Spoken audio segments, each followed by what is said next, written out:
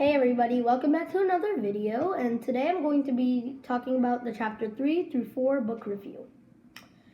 Let's get into it. Why are there so many different kinds of animals?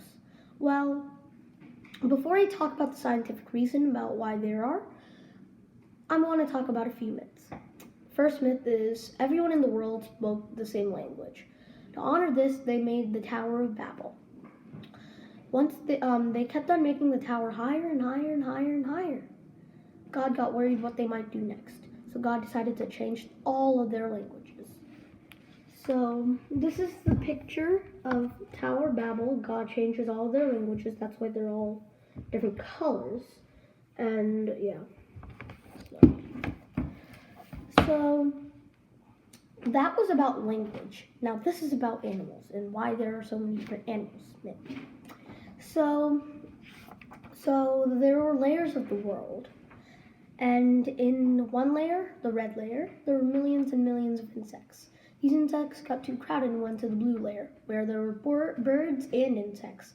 They both got crowded and went to the yellow layer, where there were animals, birds, insects, and yeah, that's all. And then they all got crowded and went to the bigger layer, black and white layer, which there were animals, humans, and everything, and there were enough space to get it less crowded. So this is the picture of how the layers look like. So this is the red layer. All the insects go up to the blue layer. Insects and birds go up to the yellow layer.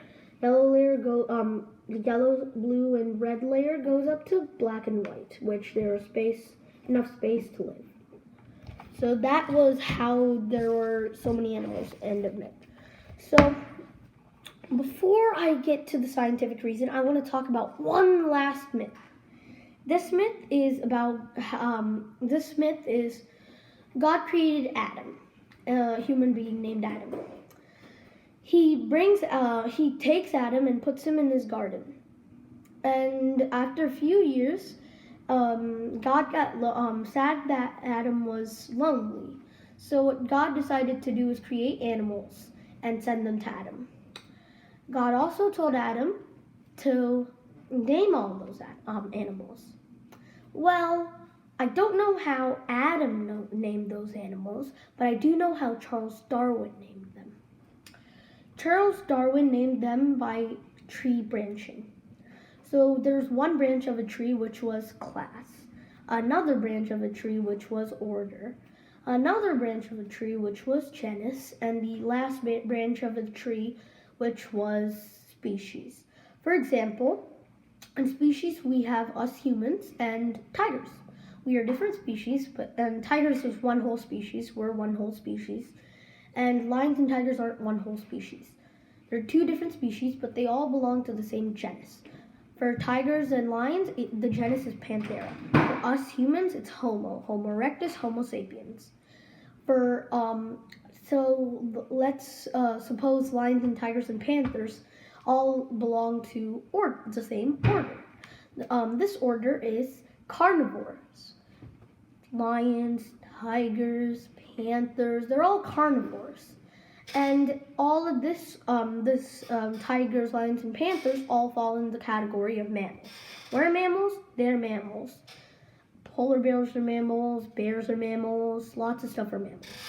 There are also amphibians and stuff, so on. So I'm going to go on to the next one, which is how species divide and how DNA is language. So we have a language we speak, minus English.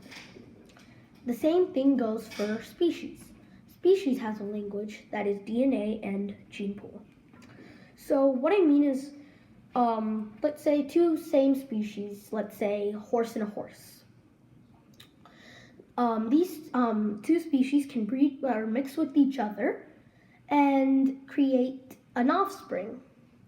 Once they create this offspring, their offspring can create more offspring, and it's a common gene pool. So let's suppose two different species, like a horse and a donkey. A horse and a donkey can mix DNA, but whenever they get an offspring, their offspring is a mule and it becomes sterile. What sterile means is it can't produce an offspring. So they always become sterile because it's been a long time since that. So that's how we have so many different species because of breeding. So what is another reason why there are so many species? Well, to know this, we need to know about the story of iguanas. So there were iguanas living in the mainland. So whenever they were living in the mainland, half of the iguana, not half, but the iguanas got wiped away by a hurricane because they were living on trees. So they got wiped away to an island, and in this island they were stuck there and they couldn't go back. So if they were there for 1,000,000 years, then it would become two different species. That's what happened to two iguanas. So there's one iguana, which is land iguana, and the other one, which is water iguana. The water iguana became a water iguana there was a tsunami after the hurricane happened because of the effect. And it washed all the seaweed up on shore. Some of the iguanas ate those seaweed and decided to go underwater to get more pressure. So they slowly got involved into being in the water. So that's how iguanas became two different species.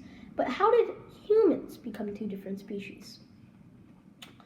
So how humans became two different species is the chimpanzees and humans were all one species. So what happened was there was this great rift valley which separated these two ones, chimps and humans. So the humans were on the east and chimps were on the west. So they both were separated and they become two different species. So let me show you what it looks like. So this is the human/chimp and this is a chimp. Became two different species in Africa. So we have to thank Africa for being us. So, so what are things made of? So to know this, so what are things made of? So long time ago, there were, long time ago, India, China, Rome, Greece, all thought that there were 4 elements: air, water, fire, and earth. So they all thought that there was one, and those are the only elements. And so there's a person from ancient Greece named Democritus who thought differently. He thought of cutting some stuff, like, for example, bread. We are going to, so let's say I cut bread in half, and then cut in half again. Cut in half until I get a grain. This, we can't cut the grain, so we have to dissolve the grain. Once we dissolve the grain, we get glucose molecule. We can't cut, we can cut glucose molecule, but it takes, it's a different mechanism to cut this glucose molecule. So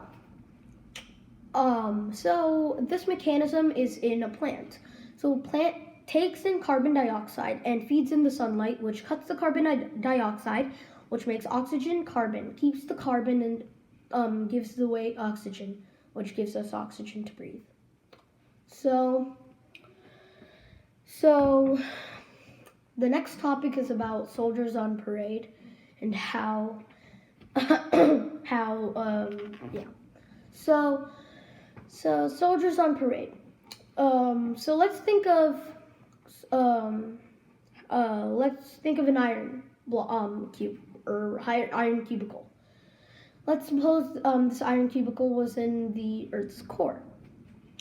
This iron would melt because of the given temperature in the Earth's core is different than the room temperature where I'm in.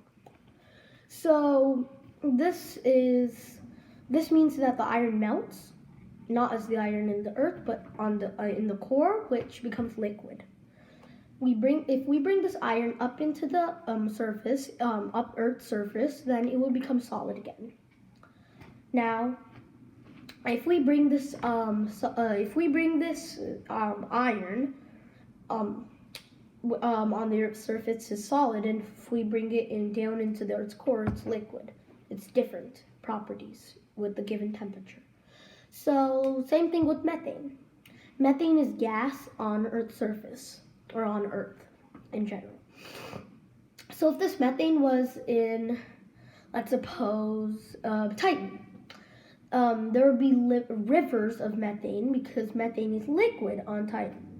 So there are given temperatures that change the properties of them. That brings solids, liquids, and gases. What a solid is let's suppose, ice cube. An ice cube is a solid whenever we put it in very cold places, or if it's in cold places, it's solid. So let's suppose I put it in the microwave, an ice cube, or on a microwave. Then it will become a liquid because of the heat. If I put this heat on the stove, then it will become steam, which becomes slowly gas. So that's how we have like so many different properties of solids, liquids, and gases. So now, just like so remember when I talked about where that we could only cut 2 atoms at the talk of the Democritus part? Well, we can cut further an atom, but here's the deal. It costs, it needs so much quantity of energy to cut it.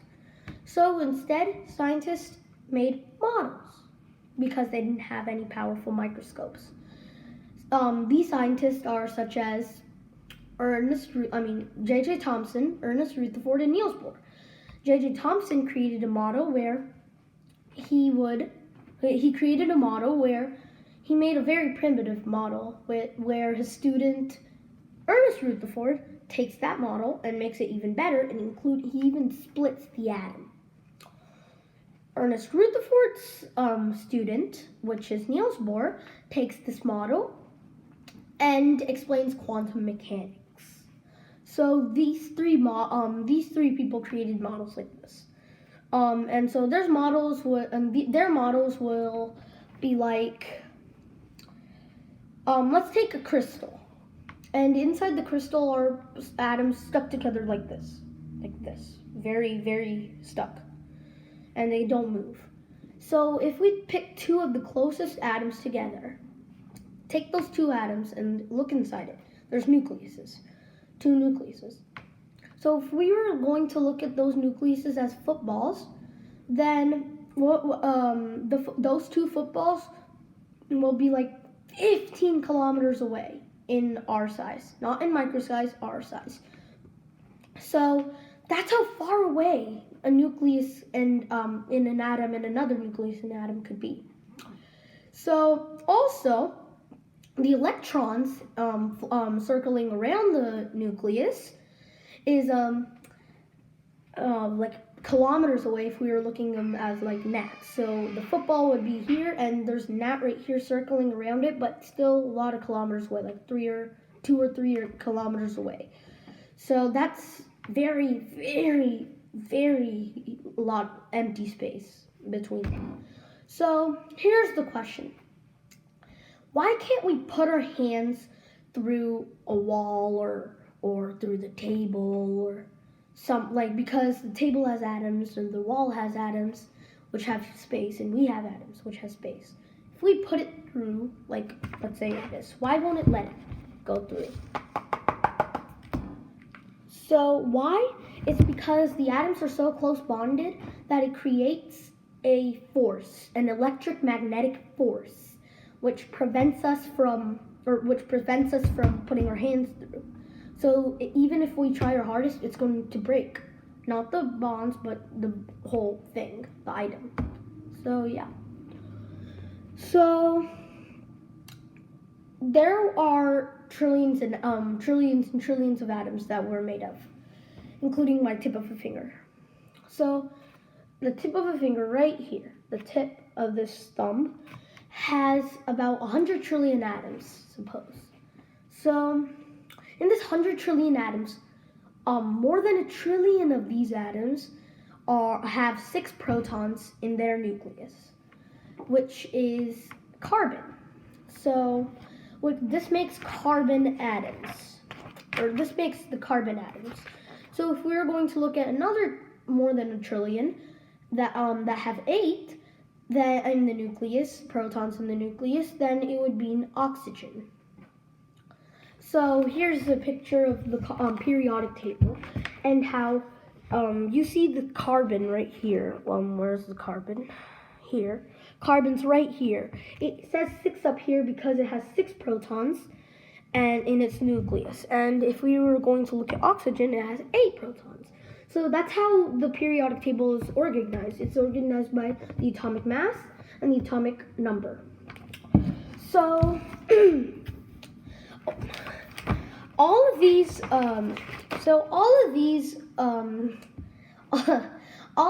have unique properties. Like all of the elements have unique properties. And carbon is an element that has a very unique property. It scaffolds. What scaffolding is it's an unfinished building, but all the important parts are finished. So in this case, you see these black parts on the octane or the naphthalene. So these black parts are the scaffolds, and these gray blobs are the hydrogen. So these are the carbon. So it creates scaffoldings like this, or this, or this, or this. And that's what we base on to live. And carbon is the most critical element in our body that helps us live and survive on. That's it, everybody, and I'll be signing off. Please like this video, share this video, and subscribe. Signing off.